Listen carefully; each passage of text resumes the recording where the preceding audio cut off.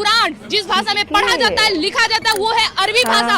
अरबी क्या इस देश की भाषा है? वो अरब कंट्री की, तो आप इस देश के नागरिक कैसे हुए? आयत नंबर 26 में क्यों लिखा हुआ है काफिरों को मारो? के कुरान में लिखा हुआ है आयत नंबर 26 में, जिस पे विवाद आज भी हो रहा है। आप जाइए अपना कुरान पढ़िए, अपने कुरान को सुधार। बहन जी, इंग्लिश भी तो, अंग्रेजी भी तो अलग देश की भाषा है। फिर तो हम सभी को अलग इस देश से बाहर हो जाना चाहिए। इनफैक्ट आपने भी कुछ वर्ड्स ऐसे यूज़ किए हैं जो कि इंग्लिश है, तो फिर आप भी इस देश के नागरिक नहीं हो सकते। इन सूरह तौबा चैप्टर नंबर 9 आयत नंबर 5 में ये लिखा गया है कि जब भी तुम काफिरों को पाओ तो उसका कत्ल करो। लेकिन उसके साथ साथ ये भी लिखा गया है कि जिन्होंने तुम्हें घर से बेघर किया, जिन्होंने तुम्हारे बाल बच्चों का कत्ल किया, जिन्होंने तुम पर जुल्म किया।